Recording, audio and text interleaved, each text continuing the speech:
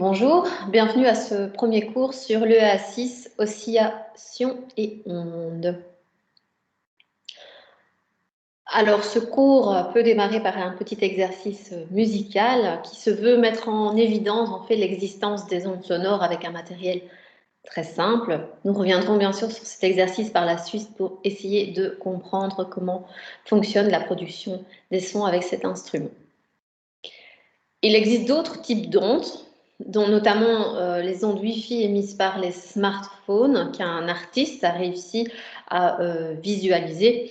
Donc il est très clair que nous baignons en permanence dans ce champ d'ondes émises par notre téléphone pour émettre, mais également pour recevoir. Alors voici également d'autres exemples d'ondes que nous pouvons rencontrer au quotidien. Donc, nous avons les ondes liées au système sismique. Nous avons les ondes de type infrarouge qui peuvent nous réchauffer. Nous utilisons également ces ondes pour détecter les échanges de chaleur extérieure-intérieure d'une maison. Nous avons également les ondes émises par les radars, les ondes infrarouges émises par les télécommandes, les ondes émises par des lampes, ce que vous appelez la lumière visible, les ondes émises par les antennes, les yeux, en fait, qui sont capables de capturer un certain type d'ondes. Nous avons également des ondes émises par les systèmes d'imagerie médicale, soit les résonances magnétiques nucléaires, soit les rayons X. Et nous avons le champion toute catégorie des ondes, qui est le Soleil, qui les émet toutes. Nous allons donc commencer par une première partie sur ce sujet qui s'intitule « Oscillation et ondes mécaniques ». Cette première partie est divisée en 3 chapitres. Un premier chapitre sur les oscillations et les ondes, un deuxième chapitre qui s'intéressera plus particulièrement aux ondes sonores et un dernier chapitre qui retravaillera les propriétés des ondes. Nous allons donc commencer par le premier chapitre des oscillations aux ondes.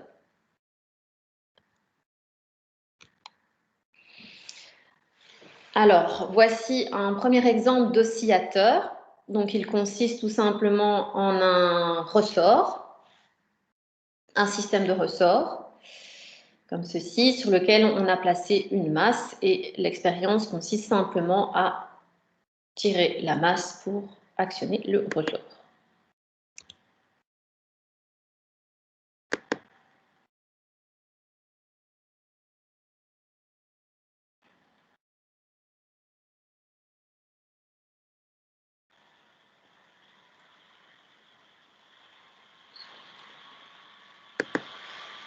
Alors, l'ensemble des points noirs qu'on va sortir du système, c'est tout simplement un système informatique qui relève la position du ressort en fonction du temps.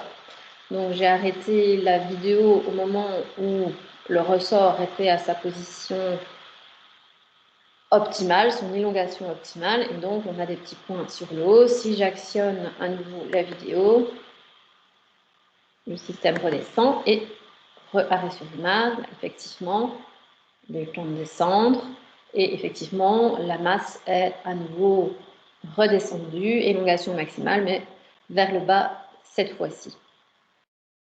Alors, voici ce que donnerait cette trajectoire si on s'amusait à décaler le ressort un petit peu à chaque fois de quelques centimètres vers la droite. Et donc, on obtiendrait un tracé très particulier que vous avez déjà rencontré en mathématiques. Il s'agit d'une sinusoïde. Alors, concrètement, qu'est-ce qu'on peut tirer comme enseignement de cette petite expérience? Nous avons en fait affaire à un oscillateur. Et qu'a-t-il de particulier? L'oscillateur, c'est un système qui va décrire un mouvement de va-et-vient autour d'une position d'équilibre. Alors ici, la position d'équilibre est marquée par ce trait en jaune. Et donc, effectivement, le ressort passe son temps à passer par cette position, repasser par cette position, etc., etc., etc. Donc, c'est bien un oscillateur. Deuxième chose, graphiquement, si on trace l'évolution de l'élongation du ressort en fonction du temps, eh bien, on obtient un tracé très caractéristique qui est la sinusoïde. Et dans ce cas-là, le mouvement d'oscillation est appelé un mouvement harmonique. Voici une deuxième illustration d'oscillation. Donc, l'oscillateur numéro 2 que j'ai choisi, c'est donc la balançoire. Donc, je vais lancer la petite vidéo d'animation de la balançoire. Et ce qui va se passer, je vais essayer de tracer au fur et à mesure un graphique de l'amplitude de la balançoire en fonction du temps. Alors, première chose qu'on va faire, c'est on va essayer de repérer la position d'équilibre de la petite fille à la balançoire. Voilà.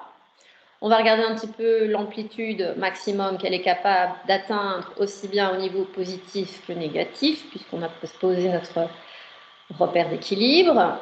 Et maintenant, au fur et à mesure du temps, je vais relever la position. Alors, c'est assez rapide, donc c'est pas évident. Donc, j'attends qu'elle revienne à la position d'amplitude maximum et je relève le point. Elle revient, hop, elle passe par la position d'équilibre 2. Quand elle passe à la position d'équilibre, elle arrive à l'amplitude négative.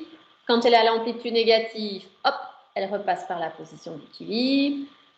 Et quand elle a passé par cette position d'équilibre, hop, ensuite elle réatteint le maximum. Donc voilà, les points ont tous été positionnés sur l'axe. Il n'y a plus qu'à les relier. Et nous voyons le dessin de la sinusoïde commencer à se créer. Donc ce que nous avons tracé là, du point 1 au point 5, c'est une perturbation complète, à savoir que cette perturbation, si la petite fille continue à bouger, cette perturbation, on va pouvoir la répéter autant de fois qu'on le souhaite. Une perturbation, et donc effectivement la petite fille continue son chemin. Deuxième perturbation, elle revient dans les mains de celui qui pousse. Troisième perturbation, etc., etc. Donc une magnifique sinusoïde qui est tracée. Voilà. Alors, les oscillateurs, comme vous l'avez certainement déjà compris, ont quelques caractéristiques. Une des premières caractéristiques, c'est qu'on peut relever leur amplitude. Donc, vous avez sur ce graphique-ci, c'est donc un graphique de l'amplitude en fonction du temps. Nous avons notre fameuse position de repos ou position d'équilibre qui est ici en 0. Alors, ici, nous avons trois graphiques différents qui correspondent à des amplitudes différentes. Donc, par exemple, le premier en bleu, amplitude élevée, enfin, on a poussé très fort la balançoire, donc elle s'est éloignée très fort de la position d'équilibre. Donc, on a le tracé qui est ici en bleu. Position moyenne, nous avons poussé légèrement, enfin, normalement, on fait la petite fille, donc effectivement, on a une amplitude de 60 mètres, c'est pas tout à fait correct ici, mais pour la balançoire, mais voilà. Et si nous l'avons poussé légèrement, l'amplitude sera donc basse, donc nous avons le trajet qui est en orange. Alors, à n'importe quel moment de la trajectoire en fait, de la balançoire, on aurait pu relever l'élongation de la petite fille, donc la position qu'elle aurait en n'importe quel temps. Donc, ce serait un point qui serait n'importe où sur ce graphique, sur cette sinusoïde. Alors, quelle autre information avons-nous? Ah oui, les endroits où l'amplitude est maximum, on appelle ça des ventres. Et les endroits où les amplitudes sont minimum, c'est-à-dire à la position d'équilibre, on appelle ça des nœuds. Nous avons donc des ventres d'amplitude plus A, mais nous avons également des ventres d'amplitude moins A. Les amplitudes sont mentionnées en mètres. Alors, voici une deuxième caractéristique qu'on peut relever sur les oscillateurs. Il s'agit tout simplement,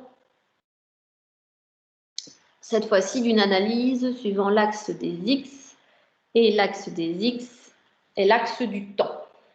Voilà. Donc, nous avons donc affaire à un graphique du temps en fonction de l'amplitude. Alors, qu'est-ce qu'on peut faire avec ce graphique? On peut tout simplement relever une perturbation. Voici, je suis en train de la suivre sur ce graphique-ci, et elle revient jusque-là. On sait très bien que l'oscillation va continuer, donc cette perturbation, on va pouvoir la répéter. Eh bien, le temps mis par le mobile pour parcourir cette perturbation, on appelle ça la période. Son symbole, c'est grand T, et une période est relevée en secondes. Si vous allez sur le graphique d'à côté, on peut également relever une perturbation. Donc, on part d'un nœud, hop, hop, et on arrive ici. Et vous voyez bien que cette perturbation, on peut la répéter pour recréer le mouvement de l'oscillateur. Et donc, Le temps mis par l'oscillation pour aller de ce nœud-ci à celui-là, on appelle donc ça la période. Il est très clair que sur ce schéma-ci, elle est plus petite que sur celle d'à côté. Alors, à ça s'ajoute une deuxième grandeur qui est la fréquence. Alors, la fréquence, c'est quoi? C'est le nombre de perturbations par unité de temps. On voit très bien sur ces deux graphiques, on a un temps limite ici d'1 seconde et ici également, mais on a beaucoup plus de perturbations répétées par unité de temps que sur ce schéma-ci. Et donc, on va donc dire que ici, la fréquence est beaucoup plus grande par rapport à l'autre graphique, tandis que sur ce graphique-ci, la fréquence est beaucoup plus petite. Alors, ce qu'on remarque, c'est que sur le graphique, si la fréquence est faible, la période, par contre, est grande. Sur celui-ci, la fréquence est forte et la période est petite. En fait, ces deux grandeurs varient à l'inverse l'une de l'autre et donc on a pu sortir une petite formule. La période est égale à l'inverse de la fréquence. Alors, cette fréquence, son unité n'est pas la seconde, c'est l'inverse de la seconde, c'est le Hertz. Son symbole, c'est grand H, petit z. Ça correspond à une vibration par seconde. Alors, nous allons continuer. On va parler du phénomène de résonance. Alors, le schéma qui est ici est un peu trompeur puisque le professeur Tournesol tient dans sa main un oscillateur et un seul. Nous, on va s'intéresser au phénomène de résonance, c'est-à-dire à des oscillateurs couplés. Et donc, je vais lancer le petit film qu'il faudra analyser et pouvoir expliquer le phénomène dans le détail.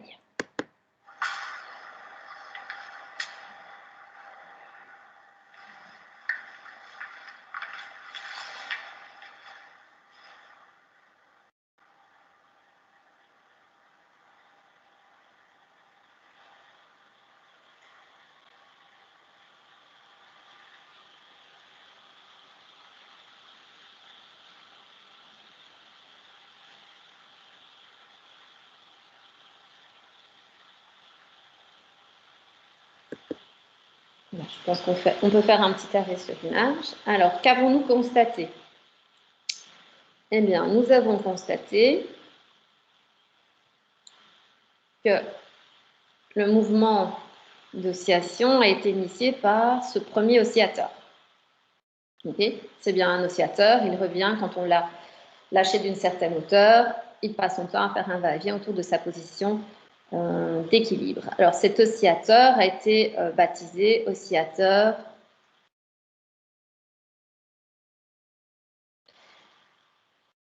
excitateur.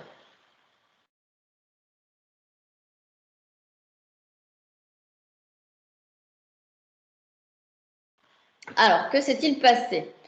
On a vu les pendules suivants commencer également à osciller. Donc, le 2 a oscillé, le 3 a oscillé, le 4 a oscillé, le 5, le 6, pas beaucoup, mais le 7 a également oscillé. Alors, comment ça se fait qu'ils ont commencé à osciller? Tout simplement, nous avons communiqué de l'énergie au premier oscillateur, l'excitateur, et qu'est-ce qui s'est passé? Cette énergie, en fait, est partie le long de la corde. Et puisque tous les oscillateurs sont associés, couplés, cette énergie a voyagé le long du fil sur lequel ils étaient couplés. Donc, l'énergie voyage et forcément voyage partout et donc revient sur chacun des oscillateurs et leur communique de l'énergie. Donc ici, on a un déplacement, une propagation d'énergie. Transfert d'énergie. Alors, il est très clair que plus on s'éloigne du système, plus l'énergie va se dissiper dans l'atmosphère et donc le signal devient de plus en plus faible. Okay. Alors, revenons à nos oscillateurs. Ils commencent à osciller tous de part et d'autre de leur position d'équilibre. Ils deviennent donc tous des oscillateurs résonateurs. Donc du numéro 2 au numéro 7, ce sont bien des oscillateurs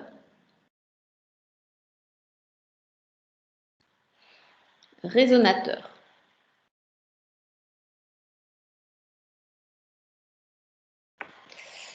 Alors, il y en a quand même un qui fonctionne mieux que les autres. Alors, celui qui fonctionne mieux que les autres, c'est le numéro 4. Alors, pourquoi il fonctionne mieux que les autres? Il fonctionne mieux que les autres parce que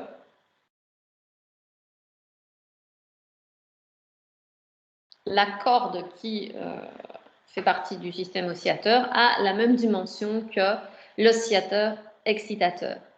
Or, avoir la même longueur de corde, c'est avoir en fait la même fréquence. Et donc, celui qui marche le mieux, c'est celui qui vibre à la même fréquence.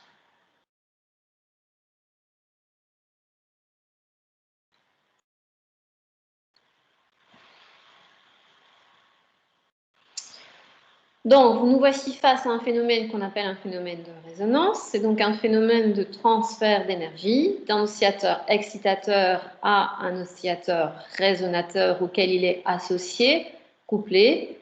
Ce transfert d'énergie est optimal, maximum, lorsque les oscillateurs ont exactement la même fréquence de résonance.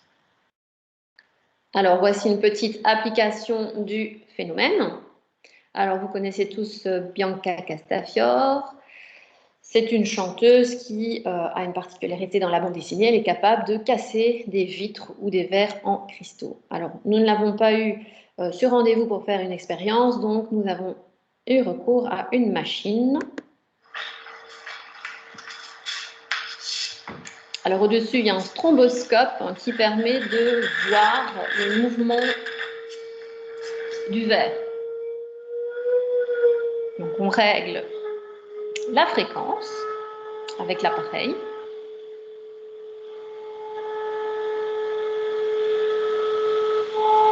Et ensuite, regardez, grâce au stromboscope, on voit ce qui se passe dans la matière. Le verre se met à vibrer.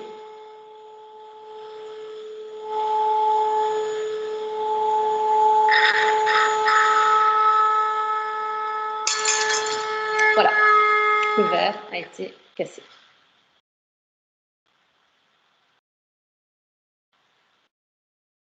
Pour l'explication. Donc, en fait, ce qui s'est passé, c'est que l'appareil qui est ici a envoyé tout simplement une onde sonore sur le verre.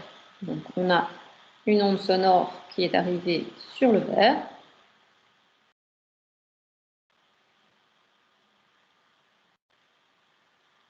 Et nous avons notre verre. Voilà. On est ici.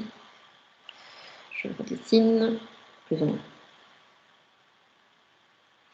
Alors, donc l'onde, c'est de l'énergie et elle arrive sur, on va dire, les molécules de verre qui sont de ce côté-ci. Donc, ce que j'ai dit ici en noir, un petit point, c'est une molécule du verre. Donc, l'onde sonore arrive avec une certaine fréquence. Ça arrive sur la petite molécule et on l'a vu grâce au stroboscope, le verre a commencé à vibrer. Par conséquent, ça veut dire que les molécules de verre touchées par l'onde ont commencé à osciller de part et d'autre de leur position d'équilibre. Hop, monter, descendre, monter, descendre, monter, descendre, monter, descendre. Alors, c'est un peu exagéré puisqu'effectivement, elles ne savent pas se déplacer autant, ce sont des particules de solide, mais elles ont commencé effectivement à entrer quand même en vibration dans la matière et avoir de légers déplacements. Pas forcément visible à l'œil nu, mais grâce au stromboscope, on a pu le faire. Alors, ce qui s'est passé, c'est effectivement, elles ont reçu de l'énergie. Et donc, toutes ces particules de verre sont associées dans le verre. Donc, qu'est-ce qui s'est passé? Elles ont communiqué, en fait, leur énergie aux molécules voisines, un peu comme l'expérience que nous venons de voir à la page d'avant. Donc, elles ont donné leur énergie aux molécules qui étaient tout autour d'elle. Et que s'est-il passé avec ces molécules? Ces molécules, à leur tour, se sont mises à vibrer et ont communiqué leur énergie aux molécules voisines jusqu'à ce que toutes les molécules du verre aient reçu plein d'énergie et aient toutes commencé à osciller en même temps. Et à un moment, tellement d'énergie que la matière n'a pas supporté le va-et-vient de toutes ces molécules et le verre s'est donc tout simplement cassé. La matière a ses limites. Donc, ce qui s'est passé après, ça ne peut faire qu'une seule chose, c'est un verre complètement cassé. Je ne me rappelle plus si le pied était encore là, mais le pied est plus épais, donc lui, il y avait moins de chances qu'il casse. Voilà. Alors, concrètement, ça, c'est pour le fun, c'est une expérience, mais il existe une petite vidéo. Ne me demandez pas comment elle a été prise, j'en ai absolument aucune idée. Un phénomène de résonance.